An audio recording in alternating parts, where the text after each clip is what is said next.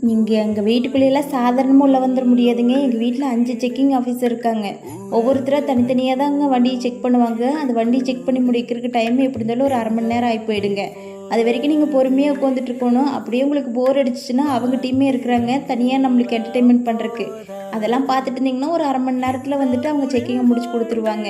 அப்படி அந்த வண்டியில் என்ன தான் எடுப்பாங்க அப்படின்னு கேட்டிங்கன்னா ஒன்றுமே கிடையாது. சும்மா சுற்றி சுற்றி பார்த்துட்டு நம்மளை விட்டுருவாங்க. அதுக்கு தான் நம்ம 1/2 மணி நேரம் உட்காந்துட்டு இருக்கணுங்க. எனக்கு வெளியே போகலான்னு வண்டி எடுத்தது தாங்க கோடு. அந்த வண்டியை சுற்றி சுற்றி ஒவ்வொருத்தனா தேடுறக்க ஆரம்பிக்கிறாங்க. அந்த வண்டிக்குள்ளே அப்படி என்னதான் இருக்குதுன்னு தெரியல. நானும் உட்காந்துட்டே இருக்கிற கடைசி வரைக்கும் அவங்க ஒன்றுமே கண்டுபிடிக்கலைங்க. நானே ஏதாச்சும் பாம்பு கீது உள்ளே இருந்துருமோ அப்படின்ட்டு நானும் வெயிட் பண்ணிட்டு இருக்கிறேன். உனத்தையும் கண்டுபிடிக்காம அவனுக்கு பாட்டு ஓடி போயிட்டானுங்க. இதுக்கு எதுக்கிட்ட நான் உட்காந்துட்டு இருந்தேன் அப்படிங்கிற மாதிரி ஆகி போயிடுச்சுங்க.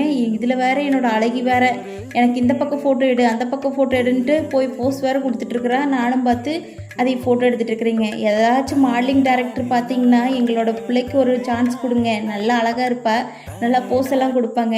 வேணா காண்டாக்ட் பண்ணுங்கள். நாங்கள் எங்கள் அழகி அனுப்பிச்சுட்றேன். நீங்கள் அட்வான்ஸாக வந்துட்டு 2 கட்டு புல் மட்டும் கொடுத்தீங்கன்னா போதும், நாங்கள் அவளை அனுப்பிச்சுட்ருவோம். எங்கள் வீடியோ உங்களுக்கு பிடிச்சிருந்துச்சுன்னா ஒரு லைக் பண்ணிவிட்டு சப்ஸ்கிரைப் பண்ணி வச்சுக்கோங்க.